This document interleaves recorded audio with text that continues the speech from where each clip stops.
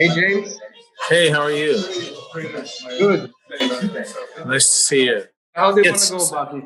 well. Why don't you remind me a little bit about your thoughts and the family's thoughts of 2018. Okay, so I in a know, yeah, general way, 18. If we start from the end, which is always easier, clearly a great vintage for us. And he joins that lovely succession of great vintages. We're talking about 15, 16. In the case of our wines, especially Lafleur 17 is one of the top Lafleurs that we ever made. And then 18 joins that, and we can say today 19. And I'm not going to take the discussion to 2020. That's for another yeah, day. But I'm starting to see some beautiful things coming on. So good. I think what helps to understand this succession of great vintages is if we put them on this axe, because each of them has a different style. And for me, the two extremes are on one side 15, on the other end 16. 15, the most solar vintage of this distillery, and 16, probably the freshest one on this line. And when I position 18, I position it just here, so not that far from 16. It's coming from that category of vintages, a vintage that is not very homogeneous and stable during the season. It's a vintage that does this and that, and you know us quite well. We're quite crazy about work. We're quite crazy about the fine details, and we have probably per hectare the biggest permanent team of vignerons that work constantly in the vineyard. And for us, what we discovered that in years like 2016, 18, 2020, forget about vacation, forget about long weekend, forget about doing these hops to Cap Ferret or San Sebastian. You miss that one Friday where everybody's taking a long weekend because Thursday was a national holiday and they just join everything. And you miss that Friday and you come back on Monday and your vineyard is infected. Yeah, So what we discovered is that we now do works to prepare our vines for these humid and dangerous conditions. But manual work. Our team is going inside, plucking leaves from just around the fruit, but never from the outside, because 18 was one of the most sunny vintages that we remember, and you don't want to burn your fruit. okay. Let's taste the wine. Which one do you want to start with? I would say the way we do it is we do the four reds, so Grand Village, Terroir, Le Pensée, and Lafleur, and we Okay. finish usually with the two whites. So Yeah. So, Bon new Village. label, new label. Yeah, I saw that. I don't know if it's important or not, but we figured out that our wines are getting closer and closer to each other in the profile, in their in the whole message, in the taste. So there's no reason, they have.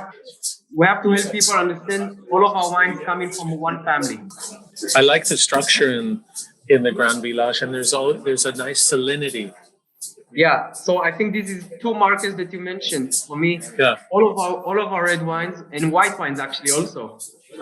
We're talking about structure and texture. We always have quite a lot of tannins. We're not shy from tannins, but they are very elegant, very high tannins. For us, the success of great red Bordeaux wine is all about the tannins. And as you tasted a lot of 18. 18 is a vintage of tannins. That's So right. I think in the end, your success in 18 for the red is did you manage your tannins well or didn't you? Good For point. me, that was the key in 18. And Grand Village, I think, is a good example because you have the tannins, you have the structure, but they're very refined. Very. And you have the texture. This is the second key for me. Our wines are very textural. They're very velvety. In 18, you get some creaminess also, but not as much as you get in a solar vintage like 15, for example. So now we have the Perrier. The Perrier. So what we see in the last 5 years when we taste our red wines, there are two groups. They form in two groups, and not in the way we thought they will. You have two red wines coming from soil, so from clay. This is Grand Village in Le Pensée. And you have two wines coming from stones. We call them the stony terroir. Le Perrier from extreme limestone, and Lafleur from gravel, from very intense gravel. You always have to imagine when you pass from Grand Village to Le Perrier, you're passing from clay soil, which renders the wine more like this. Yeah. You pass to limestone. Limestone is like that. Totally more linear. Yep. You have this beautiful limestone linearity, minerality, salinity, but then you have these layers of silkiness coming around, which is the Lafleur touch. So I think this is the first vintage of Le Perrier. You know, before there was Act was just the Vita phase. But it's a new vineyard, it's young vines, but everything there is based on the Lafleur genetic. So it's Boucher, but even the Merlot is coming from the old vines, from cuttings from the old vines of Lafleur. So the whole idea was to kind of copy the vineyard of Lafleur, but into a place where we have this extreme limestone. And I'm talking about 30 centimeters of light clay, and you heat the mother rock of limestone, and it's kind of million type limestone. So it's porous, limestone with seashell embedded in it. So it's a very limited terroir. It makes very small berries, but it conveys a lot of freshness into the wine. So now we're to Pensée. Voilà. So Pensée, yeah. So we're coming back. We've done one earthy terroir, one clay terroir with Grand Village. Then we went to limestone. Then we're coming back to the only spot in Lafleur. You remember, this is just one spot of Lafleur. This is one parcel. The only parcel when we have a terroir that is not dominated by gravel. It's the opposite. This is a terroir dominated by clay, but with gravel in it. So this is our clay expression of the vineyard of Lafleur. This is very much Lafleur with an entry that is much more accessible at young age. You will see it's more accessible than Perrier and it's more accessible than Lafleur. But this is how we see it every year. I agree that it's more accessible on the attack, but then on the finish it like closes down. Like it really just like a wave. Because you know what we joke in Lafleur that Lafleur clearly Chateau Lafleur is not Pomerol. It's in Pomerol. Yeah. But it's kind of a blend of Pomerol and Pauillac. Lafleur is quite a serious wine. But the only real Pomerol that we're making, or close to real Pomerol in style, is Le Pensée. Because Le Pensée, the soil is much more typical for Pomerol. It's much more Pomerol-like in tannins too, with the roundness. And the flavors too, more the green olives, black olives, chocolate. You get the earthy, you get the even truffly a bit at the young age, which is a big surprise. But as you can see, when you get to the end, as you mentioned, it stops being a Pomerol. You have the attack and the mid palate, which are quite Pomerolish, but then the end is quite Lafleur, the end of the palate of Le Pensée. So it's a very unique animal. And so now we have Lafleur. Lafleur, little Lafleur. So again, we're moving. You were at Le Pensée.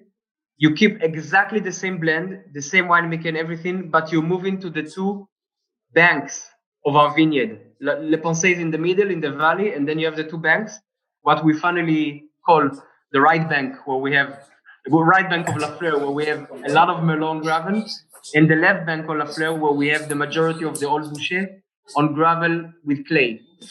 And you will see how this wine I will clearly recommend you Lafleur every time. It's not hard work to taste it, but you're seeing now only 10 to 15% of the whole show. If you come back to it in 2 hours, I think you'll have a bigger concept. I already saw that because I tasted it like on the opening, right away opening. And then I was tasting like, it's light. And then I left it in the glass for an hour. And that was just. This is Lafleur when it's young. If we taste quickly Lafleur when it's young, we're going to lose, we're going to see just the first 2 minutes of the show, of the concert. Yeah. And that's a shame. It's a 2-hour concert at least. So I like that. For me, I try to explain people, and mostly during the premiere time. This is the real problem. I tell them, if you come to Lafleur, don't come for 20 minutes. We're not going to get you in 20 minutes. We'll just say no. You take an hour, you come, we taste quietly and slowly. We taste Lafleur and we come back to Lafleur 20 minutes after. Because it's just not possible to taste such a complex and deep wine in 2 minutes. Yeah. And again, back to your discussion of tannins. The tannins are the finest of all the wines. They're so fine and like silk, really fine silk. And that's the huge difference in the wine. And then it leaves that texture for so long. You can still feel it, no? As I told you, on and on. Our wines are all about, tannin, texture, and I call it memory. So we call it finish, but finish is a bit of a lacking word for me. Memory, what the memory it lives on your palate for long time, and that's Lafleur. That's you define Lafleur, in a nutshell, which is what I'm trying to do. It's not easy. No, you're perfect. You got it right. I think why the reason you see the most perfect tannins from all these 4 wines you tasted until now in Lafleur, because they all have the same genetics and they all have pretty much the same winemaking, but the terroir is different. And when you put those genetics on this highly intense gravel terroir with portions of clay in it, your ripeness, you can get to that closest to perfection of ripeness of tannins. You need some courage, People are harvesting by lab analysis today in Bordeaux with the climate change, with getting more and more sugar, so more alcohol.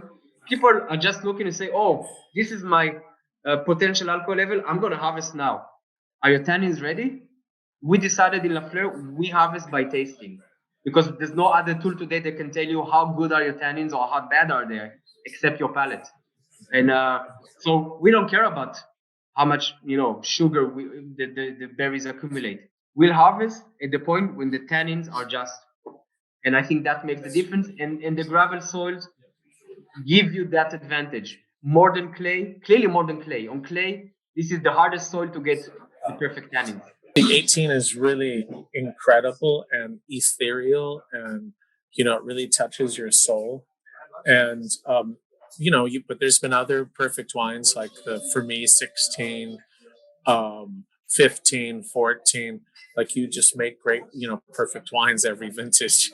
It's pretty crazy, but they all have different character too of the vintage, but still have that incredible manicured and just perfect balance and incredible tannins. That's what we try to do, and I think we have the tools to do it, but we have to doubt ourselves. We are very skeptical people, doubtful people. We always criticize ourselves, and in our minds also. And sometimes when people tell me, "Oh, this one is beautiful," and I'm saying, "Yeah, but inside I'm missing just this." We're quite perfectionist, I think, and we're willing to do the hard work that it needs. And I'm not sure we're going to be able to do it every year, but we're going to do every year the best Lafleur that we can do. I like that. That's our only objective. Okay, mon ami. I think that's the end of the tasting, but thank you so much. Hey, félicitations pour les vins et la fleur. Toujours, c'est un vin parfait, perfect wine. Merci. C'est très gentil. Okay. We hope to see you in live. Absolutely. And you stay safe. Cheers. Bye-bye. Big hug. Ciao.